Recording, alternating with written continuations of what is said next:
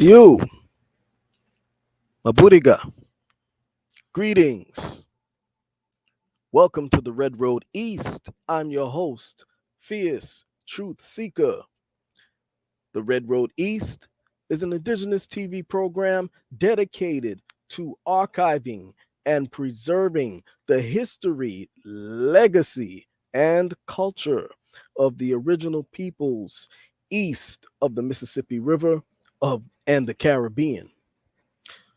So, and I know it's been a while, you know, but I had a lot of things that I've been having to attend to personally and things of that nature. So I've been away for a little while, but I'm back. Okay. And before we even start and go forward, as you all know, I'm in the Boogie Down Bronx and there's music playing periodically in the background. So I'm going to have to play the disclaimer. Yeah, I hear some music in the back. So, in order for them not to pull the video for copyright, I'm going to have to play the disclaimer. Hold tight.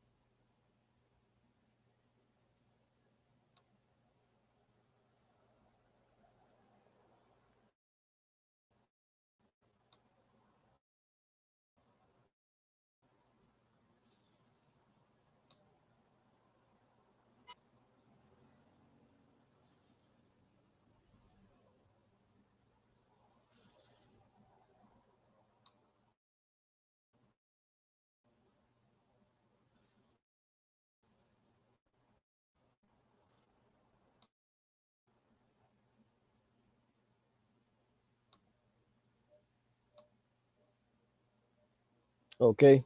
So, I do not own the rights to any copyrighted material shared or not shared, playing in the background outside of my window. Okay. For fair use purposes and educational purposes only. Okay. Have to throw that out there. All right. So, we have a very, very interesting show for you all this evening. And this particular topic is going to be revisited somewhat. We're going to be talking about the slave ship Clotilda. We did a show earlier in the year talking about the Clotilda, and we're going to have a DNA expert to come in and shed some new light from a scientific perspective regarding the descendants of the Clotilda. Okay. And also DNA proof of Amerindians in early Europe and Africa, as well as other DNA evidences establishing the fact that the so called African Americans of today are not merely the product of African runaway slaves and indigenous peoples, that many of us were autochthonous to this land, as well as influences coming from waves of migrations from Africa and Europe, okay, from not only just the times of slavery, but also from seafarers, as well as those of us on this side, seafaring and going in the opposite direction into those areas. And Dr. Fatou Diarra, who is our guest, is going to point to the DNA evidence establishing what's on the historical record. And we'll also be joined by my co host, Firebird Grey Wolf. Okay, so I will first bring in Firebird, and let me try to get this screen together. Let me see. How do I do this? I'm still learning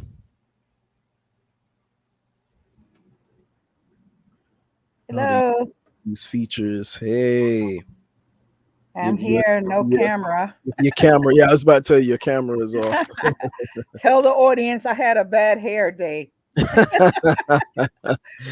Let's be real. I wanted to spare them of that. So it looks like I'm going to be the only one actually visible today. Oh, I'm here. Yeah.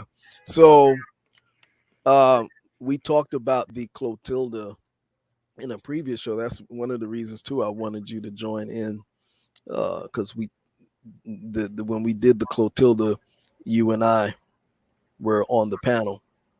So Yes. we're gonna revisit that whole history with the doctor. And without further ado, I'm gonna bring the doctor, who is no stranger to the Red Road East. She's been on more than one time. She's been on a few times. So everyone is familiar with the great doctor. And without further ado, I'm going to bring in the great and very knowledgeable Dr. Fatou Diarra. Doctor, Hi, how are you? good, good. And yourself? I'm pretty good, thank you. Glad to be. Yeah, yeah, for sure. Glad to have you. Thank you. Yeah, you've been really digging in the crates. Oh yeah, I'm learning something new all the time. Yeah, don't we all? Mm-hmm. Nice to Yeah. meet you, doctor. Nice to meet you. Nice to meet you, Firebird. I'm very excited. This is a topic that I personally really wanted to talk about because there's a lot of rumors that this history never existed. No one came from Africa, and so on and so forth. So I'm very thankful that Fierce Truth Seeker invited you today. Thank you so much. Oh, you're very welcome. Glad to Yeah, be here. Firebird is not only the co-host, but she's also my godmother. Mm-hmm.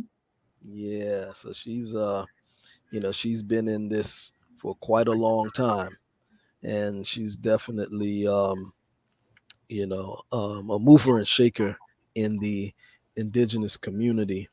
Okay. And yeah, we're both honored to have you on. Thank you. And she's from the nation you told me, Lenape. Firebird, you're from Lenape Nation? Yes, I'm Cherokee Lenape and have Tuscarora and Navajo on my family tree. Okay. Nice. Alrighty, so without further ado, how where would you like to start with your presentation, Doctor? We can start. You wanted me to give you my 2 cents about Clotilda. We can Sure. start with that. Yes. Okay. Um, when as your listening audience, a good portion of your audience already know, my father is from Ghana. He was from Ghana. My mother was from North Carolina. Both of them have passed on. So I come from two cultures.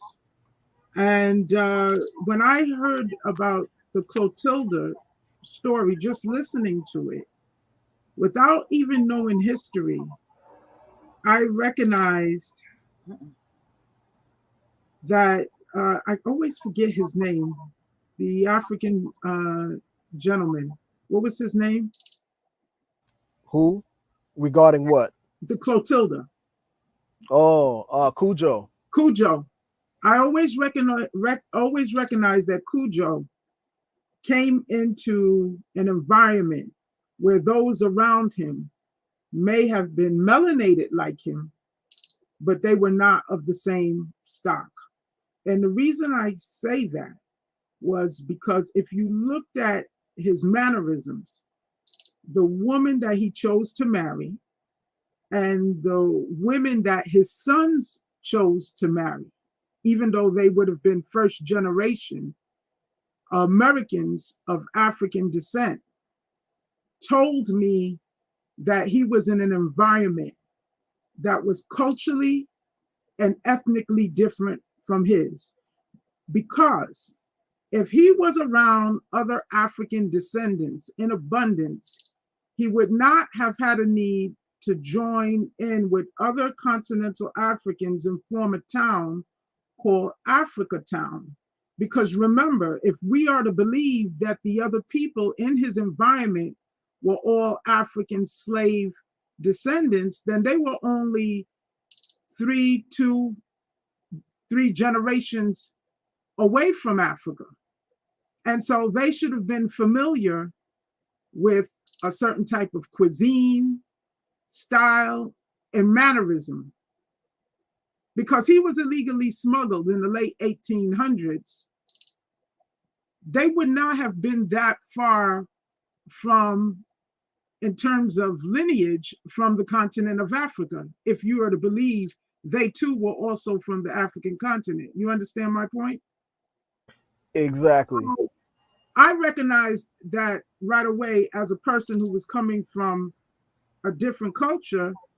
And this is why he was more inclined to pick the wife that he picked because she came from a similar background, and so did his sons. Now, at this point, whoever his descendants are, they've married into the regular population, which we expect to happen. But the behavior of the first two generations speaks to the fact that they had a different origin from the people, the majority of the people that they were around. Mm,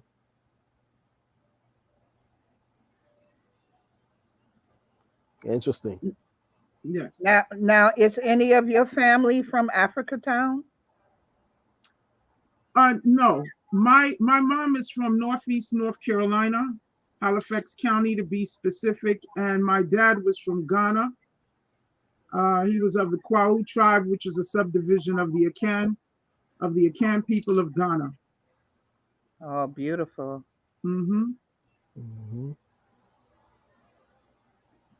Yeah. And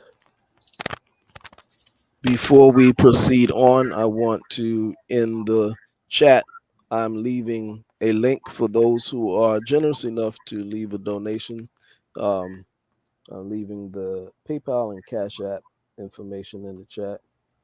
Um, so basically, what you're saying, Doctor, is that Cujo was smuggled in from Africa, and when he got here, he married into the indigenous population here.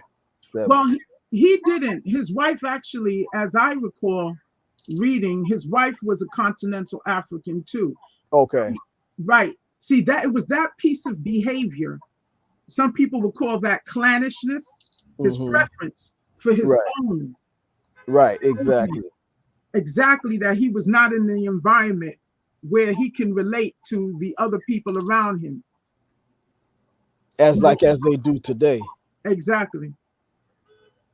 Right, when they come, because when they come here, they usually form their own communities. You'll see all of them live together. Exactly. Let's take, like, for instance, Harlem. If you go to Harlem, from like 130, not even, I say, like, from 129th Street up to like 136th Street, that's like little Africa right there, Right. you know and they all pretty much live amongst each other. You see, they all live in the same buildings and stuff like that. They have a line of their own businesses, you know, in the area, all the Exactly. restaurants, Jacobs, and all those different African restaurants and businesses and things like that. Exactly. And you will see even the first generation, of course, they will be more integrated, but a lot of times they will still be more inclined to even marry from someone from their parents' nation. Exactly. After the first generation, then you see more integration. That's true. Very true. Very true. Very true. I see it every day. Right. So just from that perspective alone, I would say just observing his behavior, that clued you in to the majority, that the majority of people that he was around was not of his own, because they would not have been out of from, that distant from the continent in terms of generations. Right. Right. Very true. Someone is saying that AP Junior. How you doing, brother? You're saying something about muted. You not. Who are you not hearing? AP Junior.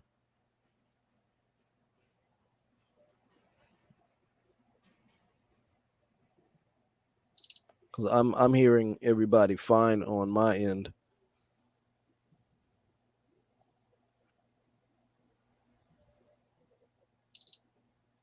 Let me look. Same here. I hear everyone. You hear everybody fine. Let me look on the. Give me 1 second. Let me look on the other screen. Let's see. There. All right. Some of that. Without even knowing history. Okay, I'm looking at it on another computer. So I'm hearing everybody good. So maybe it's on your end, AP Junior, because I'm hearing everybody fine on the other computer, which is what the public hears. Because I'm hearing everybody fine computer, which is what the yeah. Okay, so yeah, so you were saying, Doctor? Pretty much that was all I had to say about the Clotilda. I was just really offering a different perspective. If you Okay. apply it to how we behave in life in general, Mm-hmm. even without understanding the history, you would know that piece of behavior is odd if the people he were around was only 1 to 3, 4 generations away from Africa. That should have been a very African environment. True. True. Exactly. Exactly. That makes sense. He wouldn't have had to, like you say, form an Africa town if everybody that was there was African. Exactly. You know, makes a lot of sense. Have you met anyone working on the project of Clotilda? No, no, no. I know that Questlove from the rap group The Roots is a part of that project, Hmm. and a couple of others. Yeah. So now moving from the Clotilda, you wanted to get into the discussion about the DNA among the various tribes. Yes.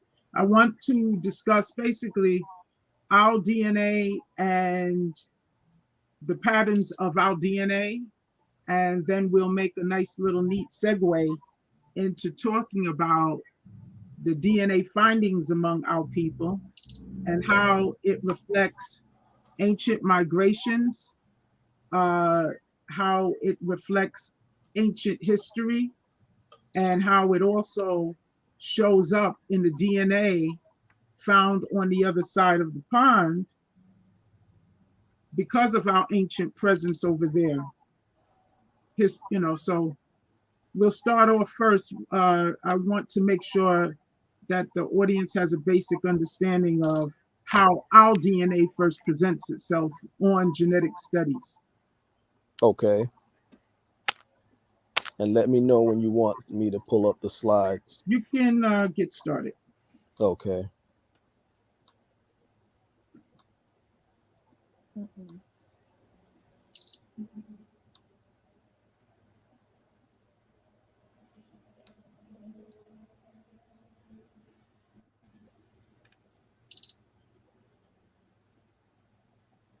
Give me 1 second.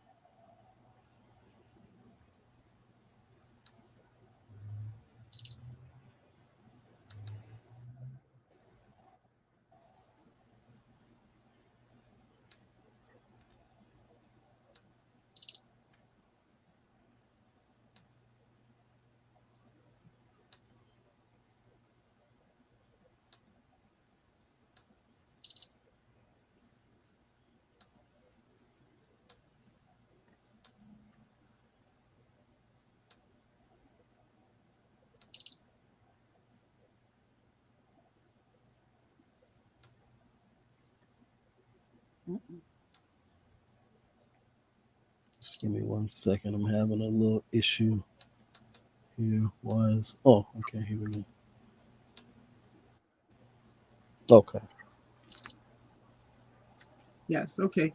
This is a slide done on the descendants of the Wampanoag tribe. The Wampanoag tribe, they are an Algonquian speaking tribe based in the Massachusetts area.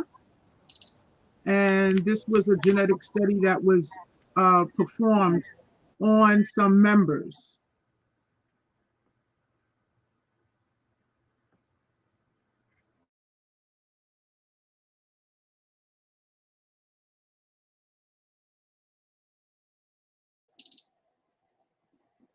Okay. All right. So this study basically is looking at members. Oh, Dr. Fatu, I'm sorry, I had muted you by accident. So Okay. you said Okay. go back to where you said that this was a study done on the tribal Mem- members. yes, this is a genetic study that has been done on tribal members who belong to the Algonquian speaking tribe, the Wampanoag of Massachusetts. And the reason why I'm showing this study is to look at the results using the DNA test, the conventional DNA test that many of our people and people globally participate in, whether it's Ancestry DNA, MyHeritage, or 23andMe. These individuals participated in autosomal DNA studies, and the results showed that the majority of the mitochondrial DNA, which would be the maternal line, fell under the category of L. And L is called mitochondrial Eve, and it is termed African. Now, it's indigenous, and it's the original mother DNA of the planet, but they term it African, okay? And the point I'm trying to make is these are individuals who know their lineage, and there's not a debate as to who they are. And these were their results. And for the males, the predominant Y haplogroup was the E1B1A, and then you had another percentage that fell under the R1B, which is found in Western Europe. Okay, you could also see it in the Iberian Peninsula. They also showed uh, some small percentages of DNA from Papua New Guinea and Melanesia, and a tiny percentage uh, of Native American, who are the Asiatic descendants that migrated here. So, in other words, they had a pattern that was very typical of so-called African Americans in North America. That is what I'm demonstrating by showing the study. And your listening audience could jot this down. They can look it up and read it in detail, but this is what I'm referencing here. You can go to the next slide. Okay. Give me 1 second.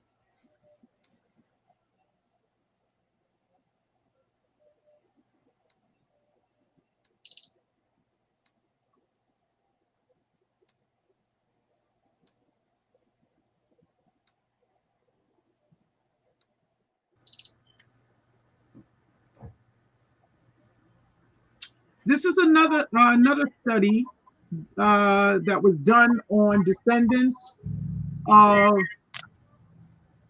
Pequot natives who also are an Algonquian-speaking tribe. And these descendants were taken during the King Philip's War and taken to Bermuda. And that's another facet of history.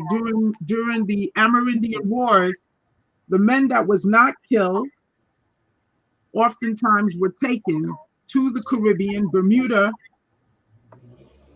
was one of the islands that they would take them to, and they would take them to other islands like Jamaica, Antigua, Barbados was particularly very popular.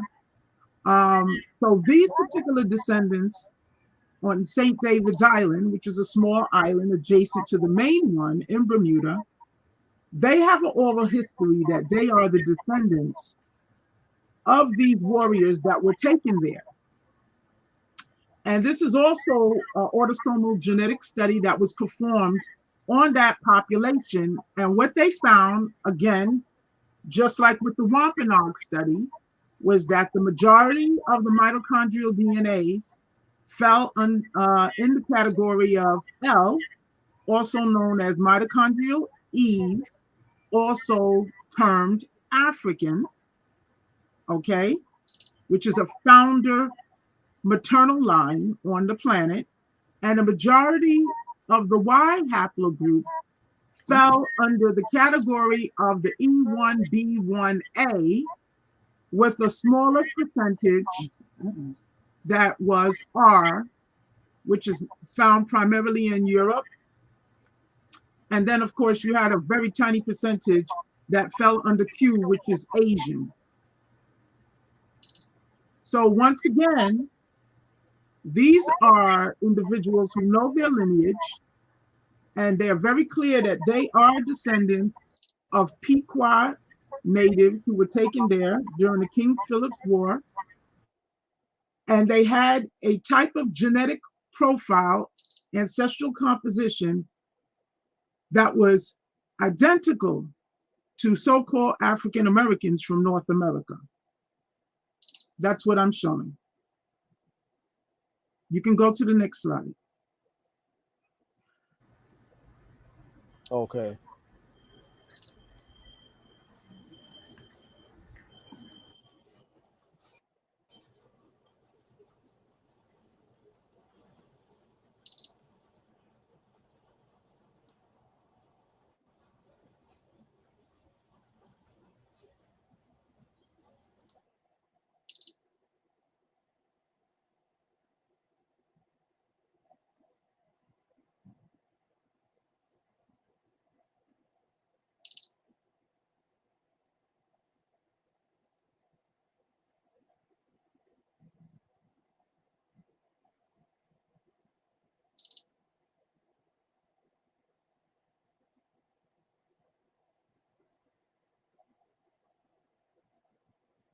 Okay, so basically this is macro haplogroup mitochondrial L.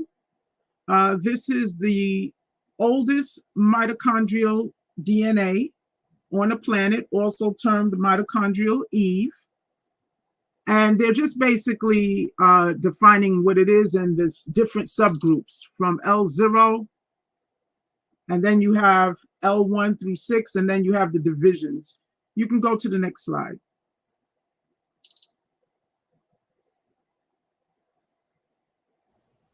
Okay.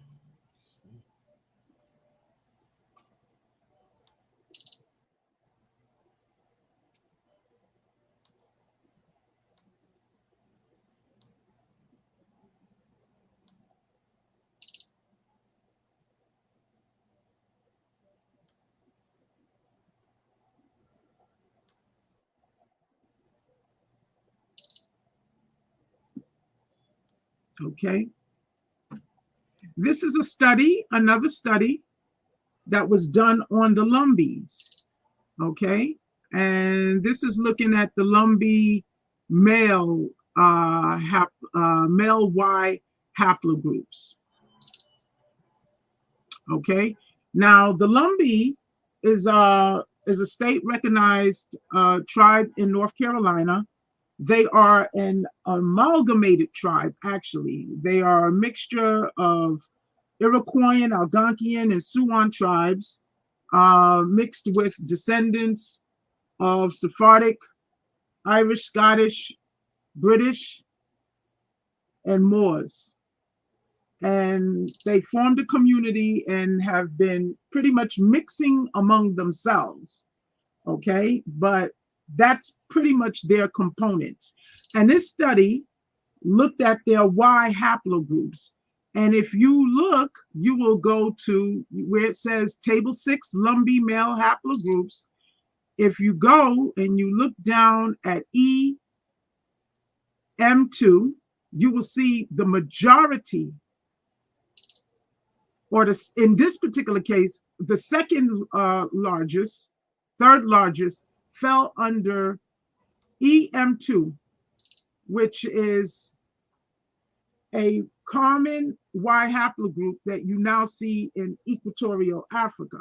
You will see in the case of the Lumbees, their predominant Y haplogroup was actually R, which doesn't surprise me because they are highly admixed with Europeans, starting from the 1500s with the Sephardic Jews, who were actually dark Europeans, and then even Paleo Europeans later on.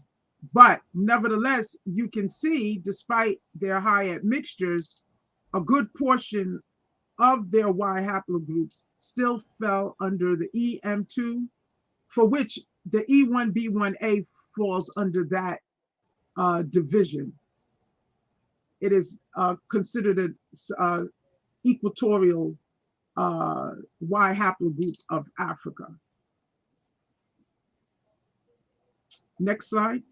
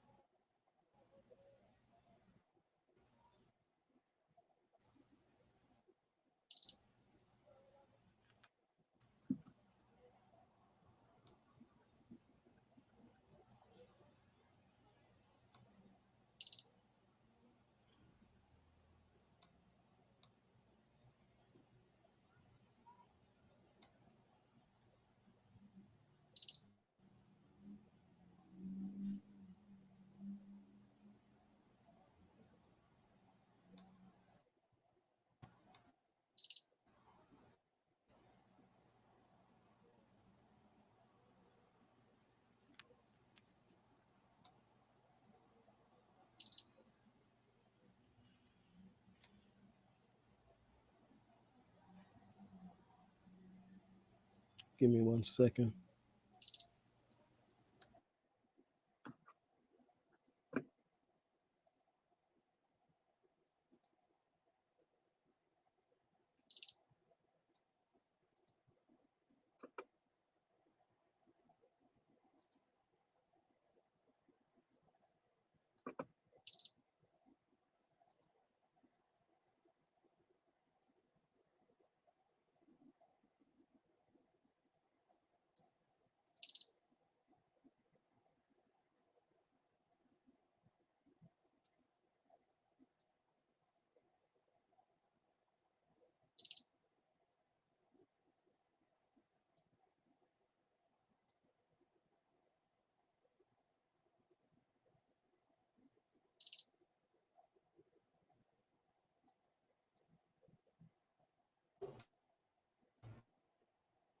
Is it on here? Okay. All righty. Dr. Um, Fatou? Is this the one? okay.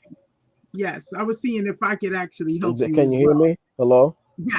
Yes. Can you Hello? hear me? Hello? You're breaking up. Are We you can't able to hear hear you. me? Yeah, we can't hear you. Can't- Yeah, I hear you now. Are you? I hear Is her this the one? fine. Yes. I wasn't hearing her though. Okay, yeah. So what I'm doing now, this is I'm downloading each one individually now. Okay. All So righty. yeah. So That's you can that. I'll Okay. So everyone can hear me? Yes, I hear you yeah. fine. Oh, okay. Yeah, unfortunately, this is difficult for your audience to read, but basically, this is the same Lumbee study, and this is looking at the mitochondrial DNA. And if you look to the right, you will see that of all the mitochondrial DNAs of the different categories, European, which is under the nomenclature of H, T, which comes from the Middle Eastern area, you will see that the predominant mitochondrial DNA for Lumbee women, or the people in general, maternally fell under mitochondrial DNA L, which is the original mitochondrial DNA L, which is the original Eve, termed African. That's the point that I wanted to show with that slide. You can go to the next slide. Again, it has the similar pattern as to what we're seeing with so-called African Americans. Okay, give me a second. I gotta download the next one.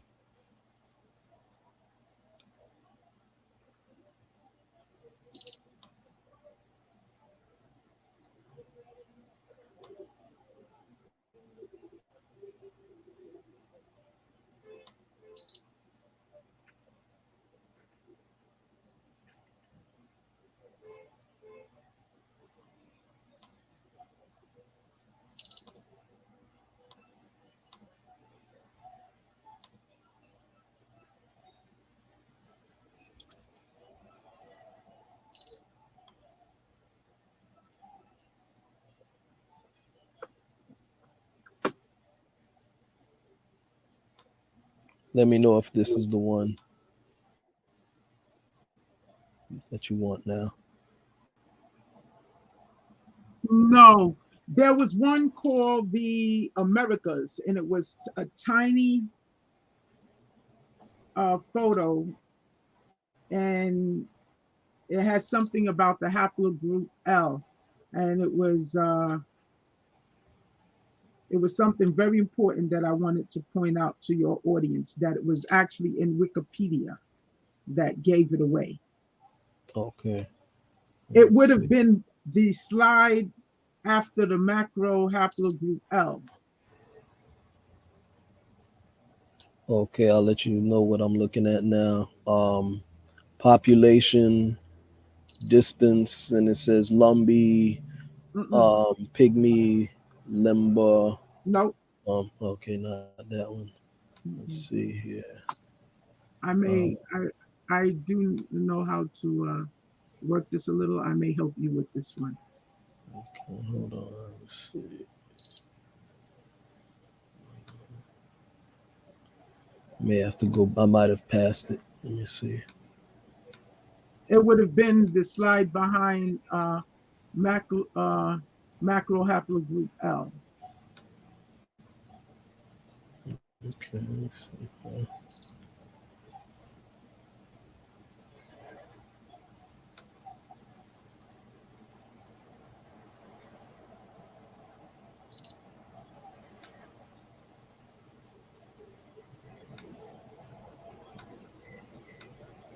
And you said it said what again? Repeat that. It would say, as a heading, it would say the Americas. and then it has haplogroup L. Okay. If I find it, I'm looking for it and I'll share it. I know how to share the screen Oh, okay.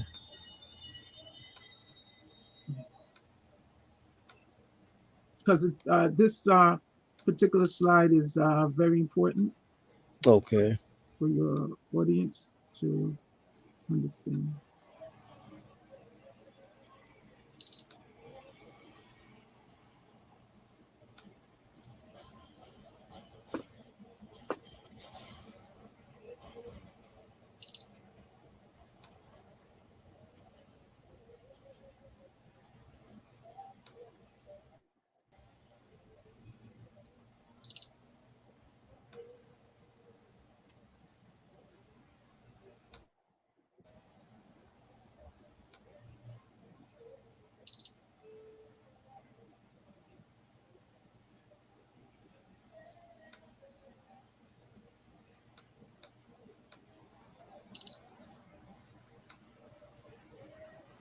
Okay, hold on.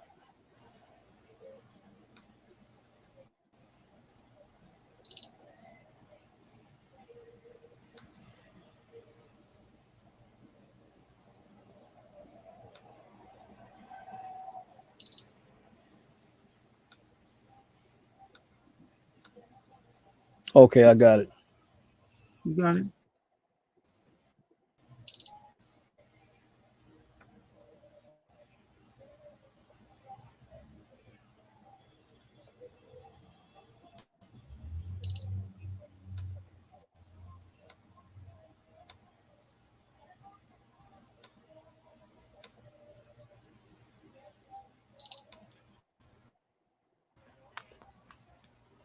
Right. This screen is very important because in that same Wikipedia, if you look at that first line, and I will read it, it's a subdivision where it's talking about this is under macro haplogroup L in Wikipedia. And when they get to the Americas, what it says, haplogroup L lineages are found in the African diaspora of the Americas, as well as indigenous Americans, and it stops right there. Then it goes, haplogroup L lineages are predominant among African Americans, Afro Caribbeans, yah, yah, yah, yah. Who are indigenous Americans? Let's stop it right there. If you go to the next slide, it should define what is a Native American in Okay, terms of genetics. give me 1 second. Or you can go where it says the Native American mitochondrial DNA.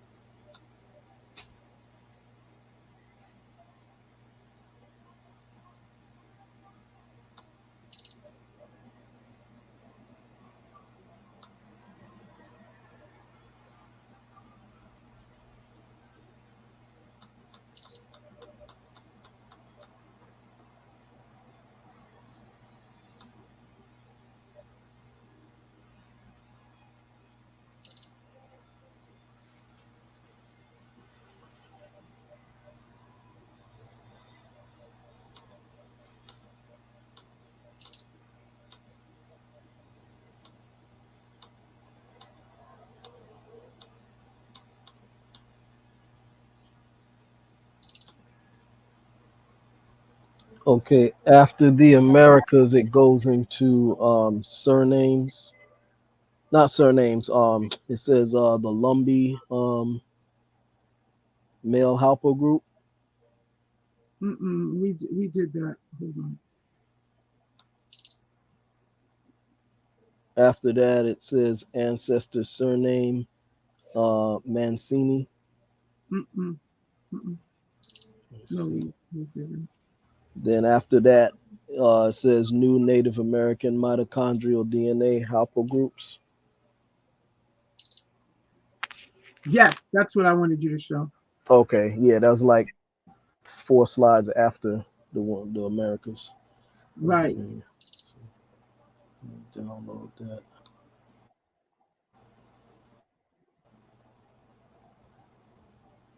They were discussing last week federal recognition for the Lumbee Nation.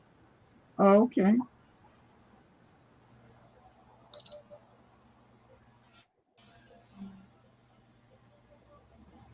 Okay, let's see here.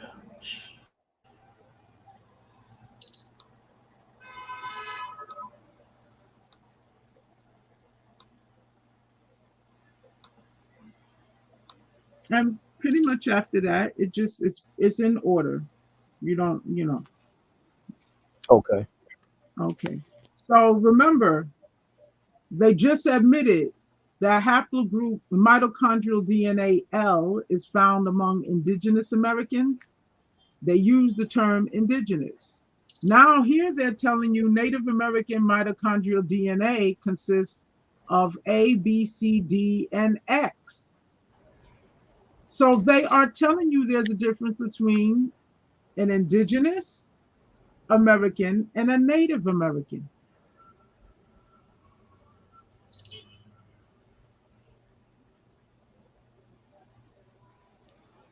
You see my point?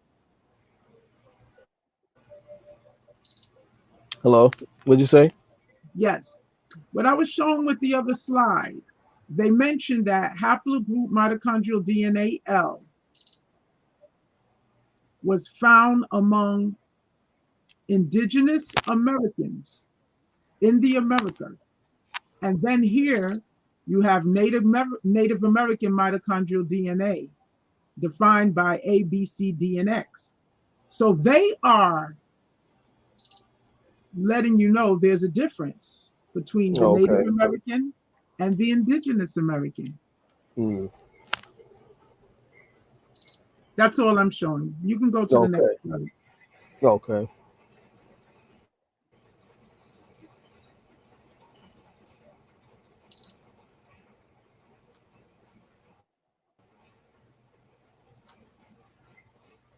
And the next one is a book. Looks like it's in French. Yes, I'm just Okay. showing how this is an old text.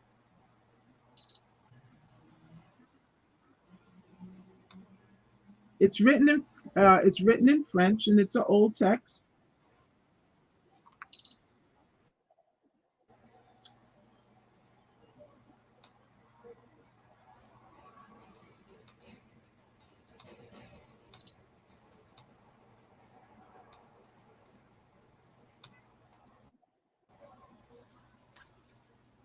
Yes, Les Berbers en Amérique.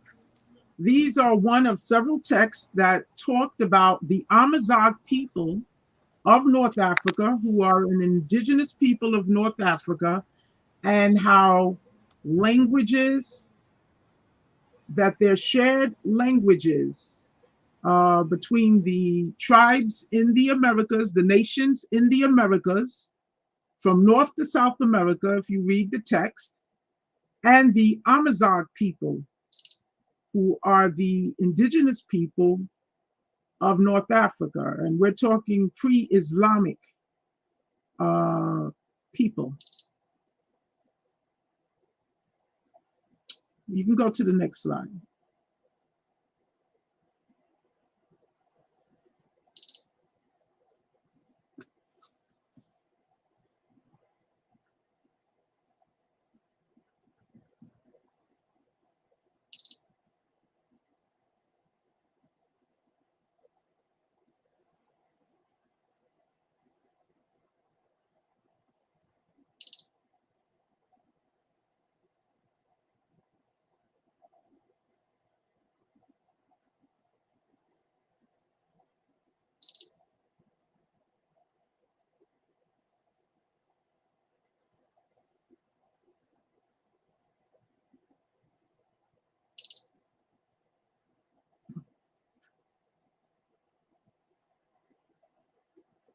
Okay. I won't spend too much time on this slide, but the reason I'm showing it is this is a person from a nation in Canada. I'm not sure if his nation is Micmac, but he is a person from Canada, who belongs to one of the nations. And if you look at his results, you will see that he has Manchurian, Mongolian, North Asian, and then he has what they call Native American. Now, the reason why I'm showing this is because we are a very ancient people.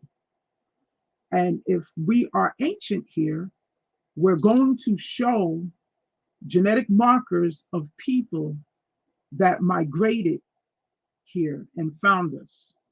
Okay, so just take note of what you're looking at here with this person who belongs to one of the Canadian tribes, which is further north. Okay, next slide.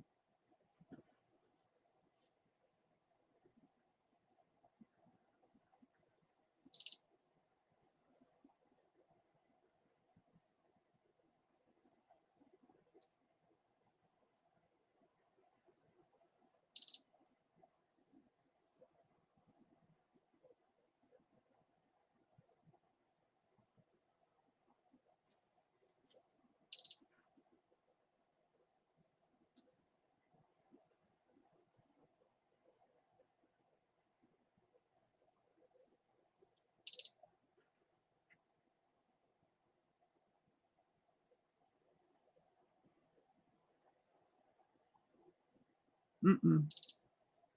No, not that one.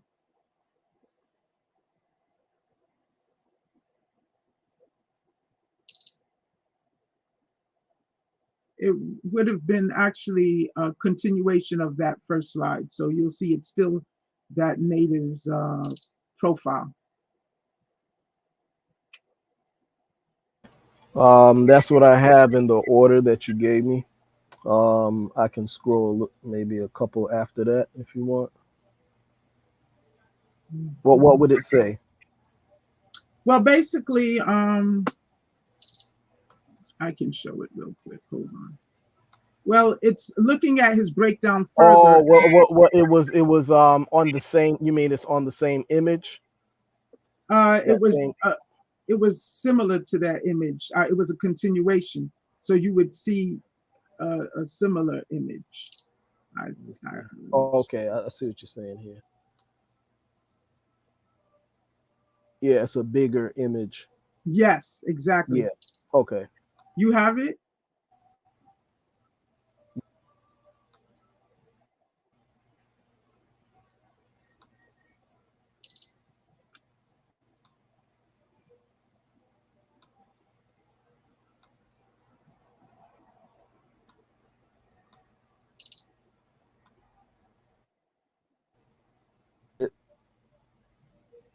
That's it. Okay. This Okay. is the uh, this is the same person from Canada, an indigenous person, native person from Canada. And if you look further down, you see the Chinese, Southeast Asian. You also see, of course, he has European mixtures, and you also see the Central and the South Asian. I just want your audience to take note of the pattern that he or she has. Okay,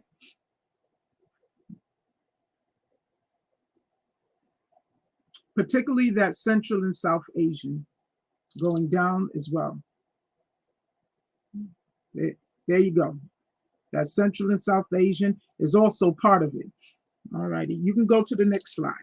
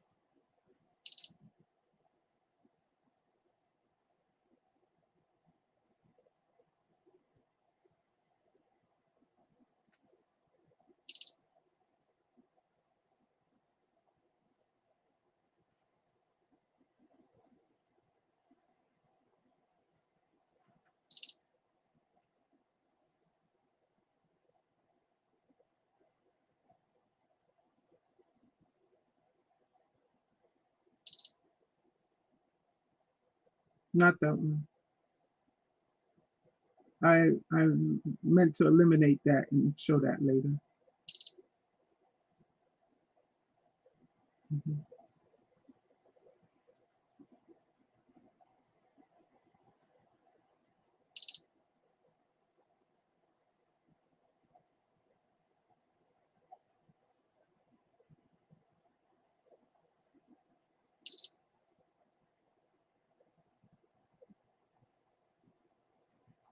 So the next one you're looking for, what's that gonna say? You will see what looks like, you'll see lumber, and then you'll see primary population, secondary population. Okay. So, scroll up. It's a whole lot that you sent. Yeah, I know. Look, I'll work with you. You put it up there.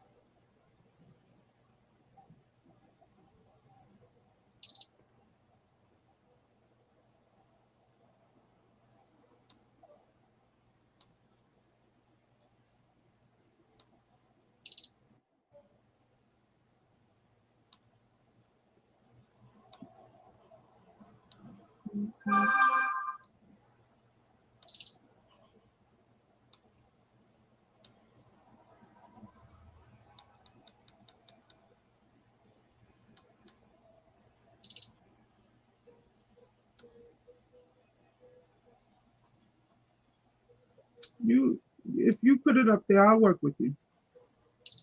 Okay, but I'm gonna try to find it though. Give me 1 second, because I think I pulled it up before. But Yes, I that'll eliminate. Yeah, that'll eliminate me having to download it again. right. Let's see.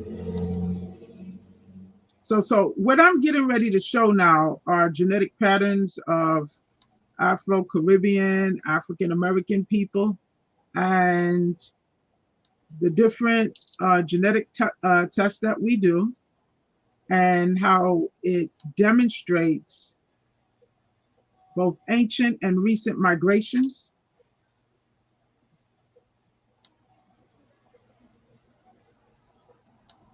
and how it contradicts the usual tale of us being West African slaves and simple byproducts of British masters.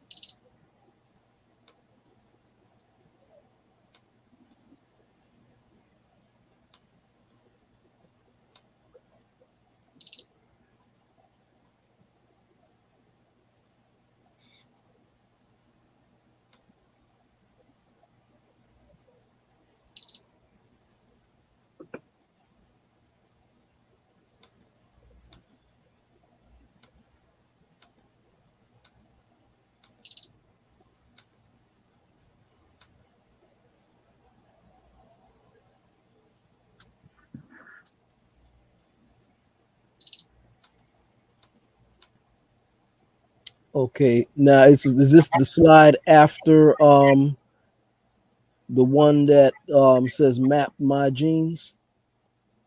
The map my genes, what happened was I meant to delete that and show that later. So it's not map my genes. I'll deal with the map my genes later.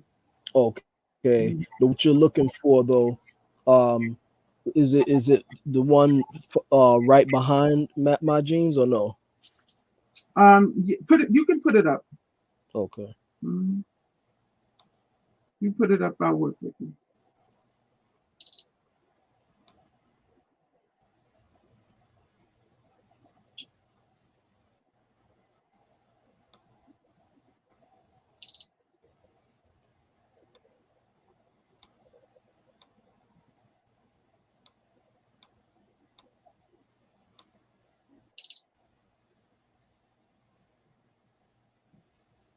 Yes, make that larger. That's exactly what I wanted to show the audience. Now, what I'm doing is showing different genetic patterns. That right? No, no, no, no. Go back. There you go. That's perfect. I'm showing different genetic patterns on people from the Caribbean, people from North America. So this right here would be a person who is from Jamaica, both parents born and bred Jamaican, and this is the MDLP22. And when you look at of GEDmatch, when I say the MDLP22, I'm talking about a third party type of genetic test where people download their genetic raw data and they upload it to third parties. And I've mentioned this before in other discussions that it's when you are doing these DNA studies, it's good to also use third parties because third parties look at they all have a certain amount of bias because they're created with a bias. However, uh, whatever they are, whatever way they are programmed, all the results are seen regardless of the percentages. The problem with using ancestry DNA, for example, is that they reserve the right to only report certain percentages if they feel it's high enough. This is why, in the very beginning, when a lot of our people started taking ancestry DNA, uh, every other person was getting tiny bits and pieces of Central Asian and Native American, what they term Native American, who are the Asiatic descendants. Now, when they did the update, those percentages disappeared and they no longer had that as part of their breakdown. And people thought it went away. No, it didn't go away. They decided that they were not going to report identities if it did not fall within a certain range. So to a layperson, that no longer existed. But that's actually not true. If you use a third party, you will see all your percentages. And those percentages are very relevant because if you compare it to a person from West Africa, where they claim our ancestors come from, you will not see those percentages present. And there is a definite pattern. So the pattern speaks to a history. So this is the MDLP 22 program, and this person is from Jamaica, as I said before. Now, what I want you to pay attention to is the secondary populations. So his primary population, they matched him to the Lemba. Okay, they have different groups. They've already predetermined that his DNA, if it's going to be closest to an African, it's closest to the Lemba, who are a southeast uh, group of Jewish origins. All right. But that doesn't mean he's Lemba. But what I want you to pay attention to are his secondary populations. You will notice Puerto Rican, Basque. Now, Puerto Rican doesn't surprise me. That is a genetic group that's recently created from the amalgamation of Taino um, and Spaniards. And what happens is that these groups intermingle among themselves and they form their own genetic group according to the geneticists. Okay, it doesn't mean Puerto Ricans aren't related to their other Caribbean neighbors, but any group that intermingles among themselves becomes a genetic group after several generations. And this is important for your audience to understand because of what I'm going to discuss later on. But as you can see here, he has Corsica. Otzi is actually uh, uh, a mummy, a frozen mummy, who's 5,000 years old that was discovered in the Alps between Italy and Austria. And we're going to talk about Otzi in a little bit. But as you can see here, you see a lot of the Mediterranean. And then you got to ask yourself, where is this coming from? Well, in the 1490s, in the early 1500s, there was a dispersion of Sephardic Jews and Moors. And that's what that reflects. So I tell people, if you work backwards, you indirectly can prove at least your ancestors were there before the transatlantic slave trade, okay, by the presence of these genetic markers. And they didn't go anywhere because these individuals came in, they fled, and a lot of them went to the Caribbean, okay? And when they went into the Caribbean, they intermixed with the indigenous population there, and then the people keep mixing among themselves. So that DNA is recirculated, regardless of how they look today. Okay, so this is what you see. Now you also notice you see Lumbee, okay, fourth from bottom. And that reflects the Amerindian trade that took place. Okay, you had the Amerindian Wars on the east coast of the United States. And as I mentioned earlier, the men that survived that were taken and sent to the islands from Bermuda to Antigua to Barbados to Jamaica. And that's a reflection of that. Lumbee, again, is a genetic group that has been created, and they are an amalgamated tribe of Algonquian, Iroquoian, and Siouan, and they are genetically similar to the surrounding so-called African Americans, but they have rightfully so become a genetic group because they have intermingled among themselves for the past several generations. So that creates a genetic group. Okay, so you can go to the next slide. Okay, before we proceed to the next slide, what was the name of that third party testing company again? Well, this particular third party testing company is GEDmatch, which is very Okay. popular among geneticists. And this particular program that I used here is the MDLP 22. There's different programs: MDLP, Eurogenes, Dodadak, Harappa, Ethiohelix, Punt. There's different ones. And people who play with the DNA, like myself, they're quite familiar with these different programs that you upload your data to and you run it.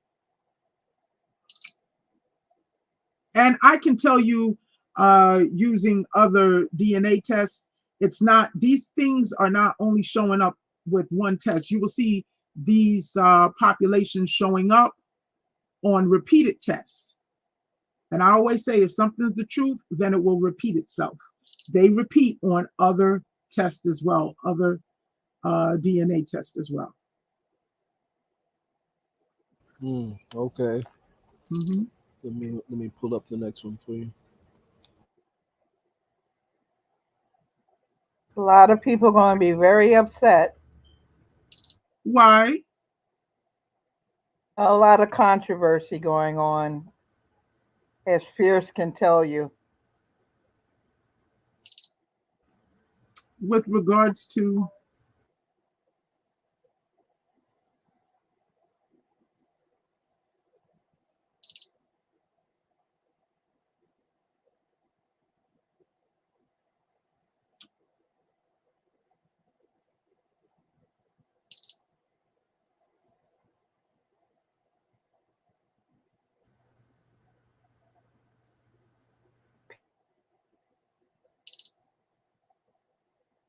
He's in the house. Your mic was Tuscarora. muted. Your mic was muted, Firebird. If you were talking, she didn't hear you. Firebird, you there? Hello, Firebird, you there? Yes, I'm here. Yeah, your mic was muted, so whatever you said, she didn't hear you. Oh, she didn't hear me? No. No. Oh, I'm sorry, dear. I said there's a lot of controversy over DNA testing and who's more Indian than the next guy. And Fierce can elaborate a little bit about that. Oh, I'm familiar with those. She's familiar. She's familiar with all of that. Oh Oh, yeah. good. Yeah, she's heard it all over the years. Mhm. Okay, give me 1 second. I'll work with you, Fish. Don't stress out. Just put it up Oh, there. okay.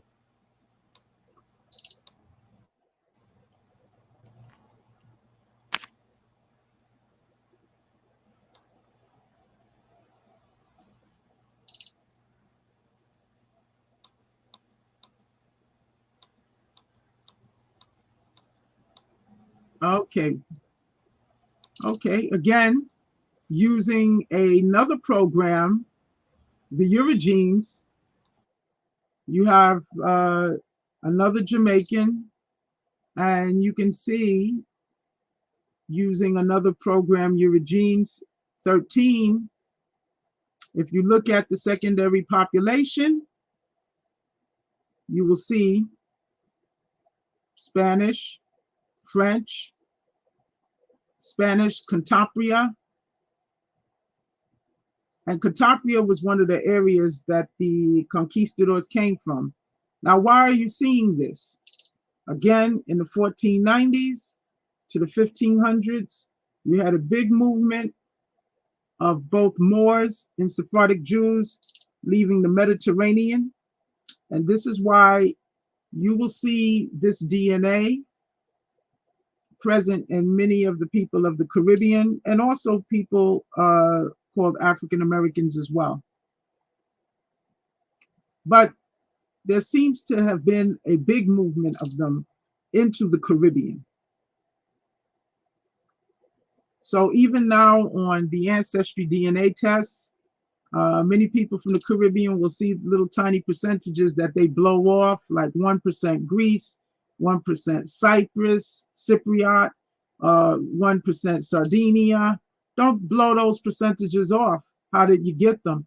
The tinier the percentages, the more ancient it is, or put it this way, the further back it is. You have to remember these tests, or autosomal DNA tests, their primary focus is on the last 6 to 8 generations. So a lot of what we're looking at that took place, and when you see tiny percentages, are basically it's recirculated DNA that took place long ago. So that 1% Greece, Cyprus, ask yourself how would you get that when you were colonized by the British? And in fact, if you are a West African descendant, you have to look at the history. Who came from the Mediterranean and during what period? Okay, you can go to the next slide.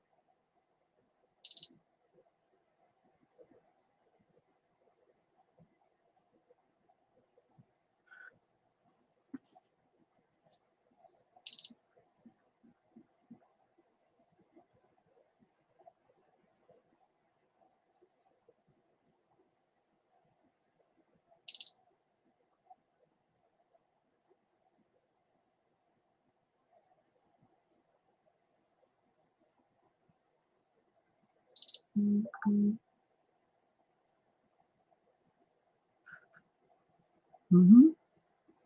Again, another person from Jamaica, and you see the similar patterns. You see the Scottish, the Orcadian at the bottom is Irish, West German, Southeast English. And then, of course, you have Andalusia, Murcia, Extremadura, Valencia. These were areas that the conquistadors came from. Again, we're talking when? 1490s, 1500s. You can go to the next slide.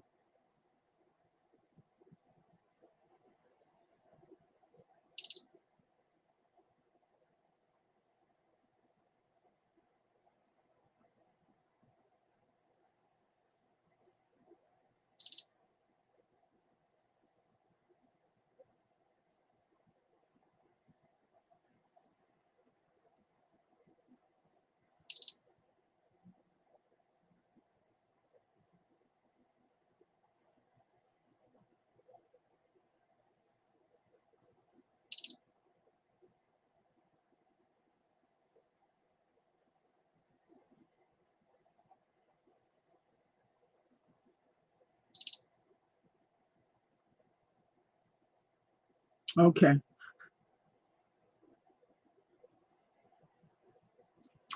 Okay, that's good. So actually, this is a sample of a gentleman who belongs to the Lumbee tribe, who gave me access to his DNA, and using the MDLP22, a program with the Jed match, because they do have a genetic group assigned to the Lumbee, he matched the first population Lumbee, as he should have. And when you look, you will look and you can see the populations, the top 20 populations that he matches. Okay. Colville at the bottom is a Native American group from the northwest part of the United States. Mexican, we all know what that is. ST7, that actually is, as I recall, Old European, like Sardinian, and everything else speaks for itself. And one thing I can tell you, playing with the different genetic tests, all of these populations, you have either these populations or related populations that have had some sort of interaction with us. So these are not present by accident. We know we had our own pygmy population here, and they were a global ancient population. The little people. The little people, yes.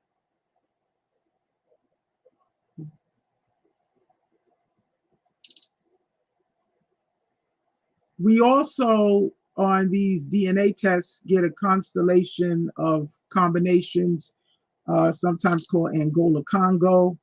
That's all Bantu, Ethiopian, East African. In their particular program here, they had Ethiopian Jews. Then, of course, I talked about Puerto Ricans, who are related to the adjacent Caribbean people, but they are their own people through, as each island, through miscegenation and then mixing among themselves. Then, of course, you have the Mozabites, as they are today, because they are miscegenated, and we're going to get back into that. And then you have Yoruba. I know Yoruba people, we know them to be in Southwest Nigeria, but that DNA wasn't just in Nigeria. That DNA was here in the Americas. It was in Northwest Europe. We're going to get into that. And also in the Arabian Peninsula. Okay.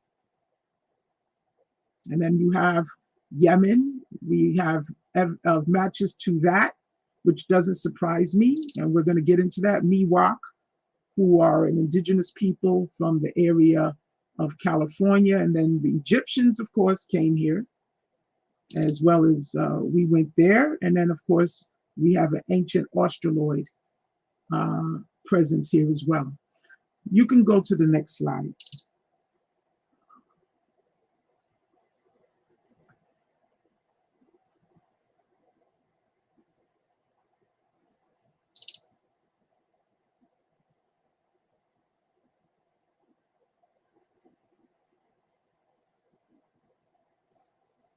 So this, I'm just pretty much defining what I did, defining who the Lumbee are, the amalgamation of various Siouan, Algonquian, Iroquois speaking tribes.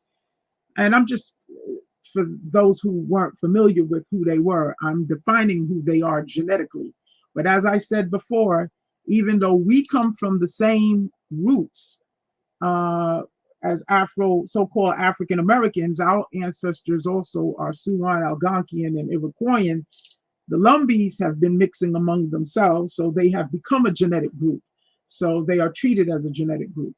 Okay, so you can go to the next slide.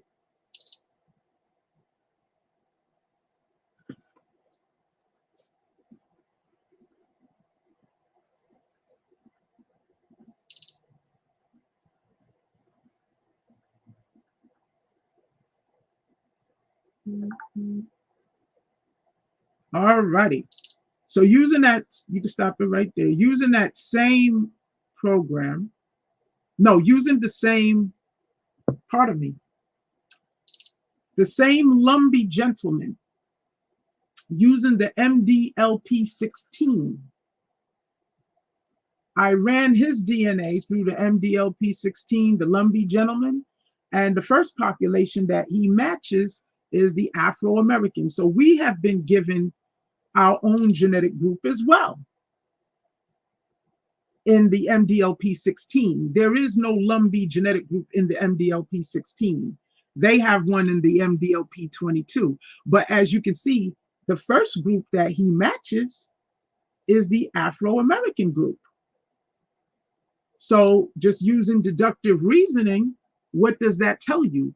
That a Lumbee person is close to the so-called African American genetically.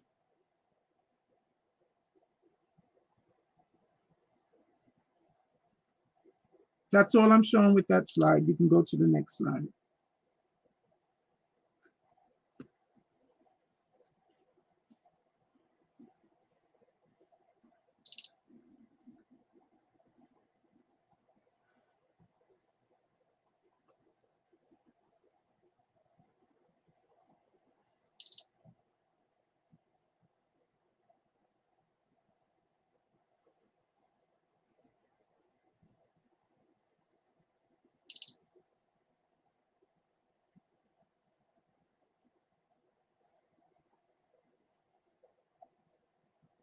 Okay, that's actually from Tyrone Lewis Cannon's dissertation about the Y haplogroup, the most ancient father on the planet, Albert Perry's Y haplogroup. Just slightly deviating because I want your audience to understand that. This dissertation was presented to the team who discovered Albert Perry's Y haplogroup because they claimed it was the same as a small group of people in Cameroon, the MBO people. So our beloved Tyrone Lewis Cannon challenged that because he was able to prove that in fact Albert Perry's Y haplogroup was indeed 11 mutational steps away from theirs. It was not the same. Okay. And your listener audience could look that up and read it in detail. It's not hidden, it's there for all to read. And they were not able to give him an answer. Exactly. Yeah, a lot of the Afrocentrics try to say that yeah, it was an exact match to the Cameroon. I'm telling them no, it's not. It's 11 mutational steps away. What part of that aren't you understanding? Exactly. So I'm pointing this out to your audience. They can actually type it in Google and read the dissertation for themselves. You can go to the Go to next. the next slide. Okay. Yes.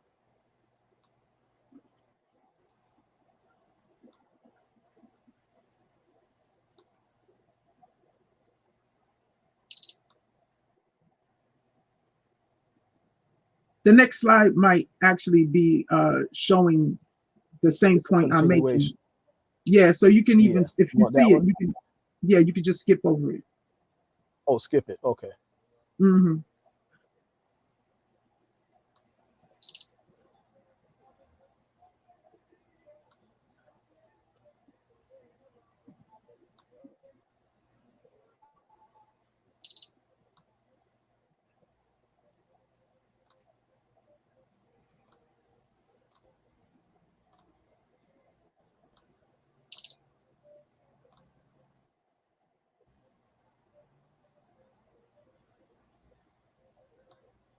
Okay.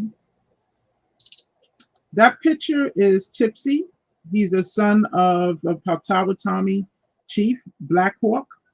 And if you notice, his costume is very similar to the traditional It's costume, regalia. It's regalia, regalia.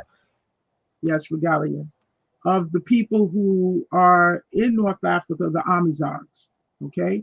Now, this is a sensitive topic because I know many people in the indigenous movement, they have a very visceral reaction to the word Moor, to the word African. But here's a reality. We are very ancient indigenous people over here. We seeded as an ancient people, and we were a seafaring people. We seeded many people. In fact, we seeded the globe. And I'm going to get Hmm. to that, and I will show you this. All right. But we have to also understand people came back and also seeded us after we seeded them. And you can see different influences in regalia and style of dress. Okay. I'm not saying that the people here are the same as the people there, but what I am saying that there was genetic crossing and there's genetic evidence of it on DNA tests, and there's other evidence of it as well. So I'm just showing this is an example of that. And if I'm looking at that picture correctly, he even has the sword that many of them have. Oh, the scimitar. You I didn't hear you. you talking about the scimitar? Is that what it's called? I can't. Let me have to enlarge the picture Mm-hmm. to see if it is in fact. Let me see. 1 second. Let's see here. Mm-hmm. I don't think it's kind of difficult to see. You can go to the next slide. Yeah, yeah. It is hard to see, Right. but I know the sword is the scimitar. Let you see the Moors with. Mm-hmm. Now there is a picture of the Sac and Fox tribe, Mm-hmm. and you can see them in Moorish attire with the fez and everything. And there is one chief there holding a scimitar, and you can see it plain as day. Mm-hmm. Okay, so let me get the next slide.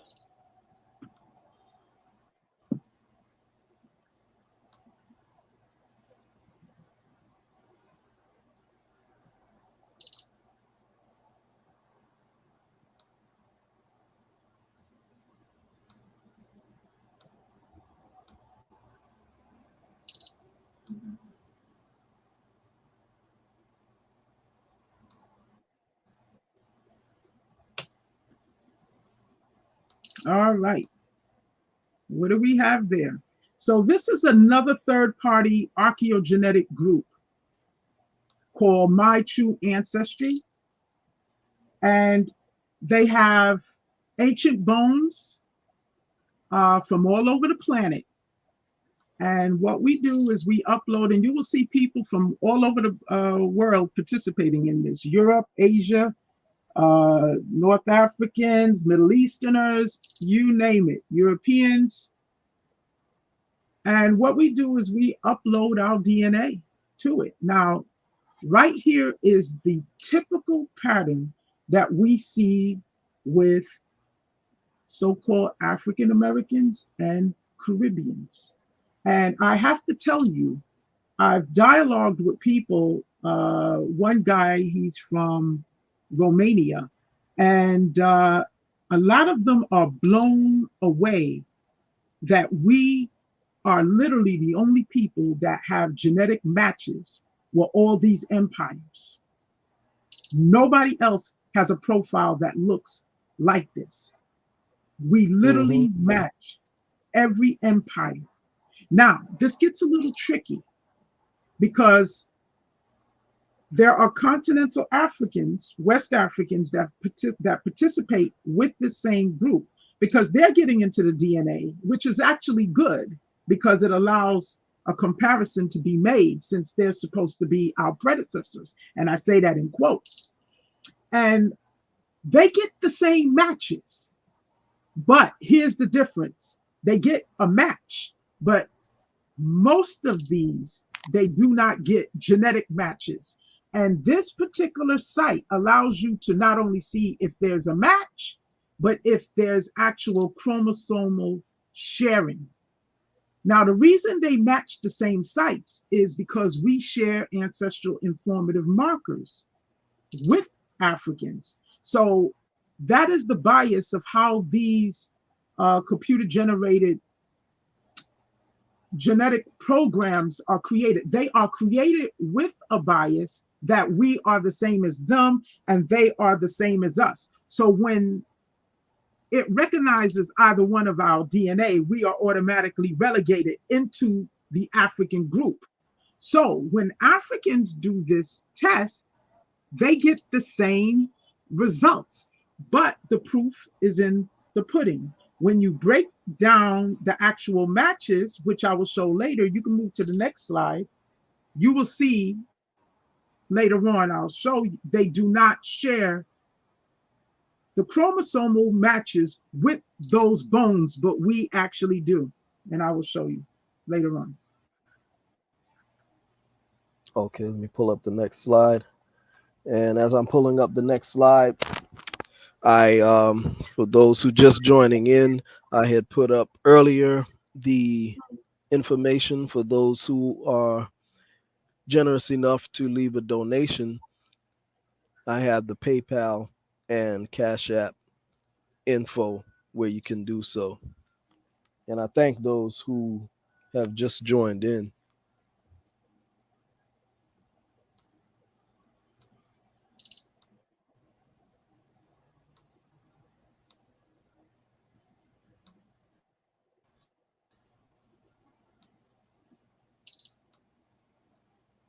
Okay, so I won't spend too much time on this slide. It kind of speaks for itself. When you do the name search for Chata, and actually I have to give credit where credit is due.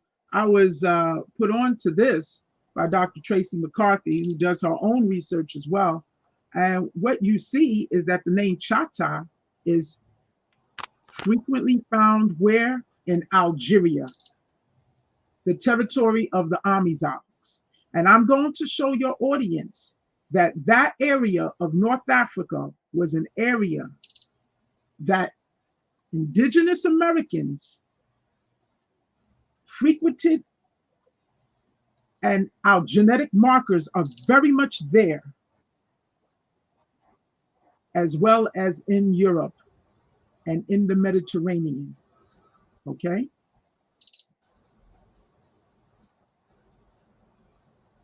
So that's what I'm showing with that slide. You can move on to the next slide. Okay.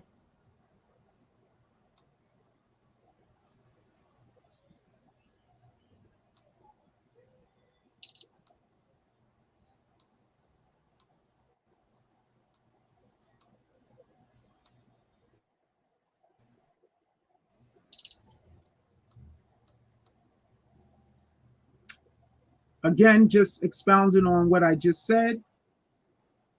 Most prevalent, where? Algeria.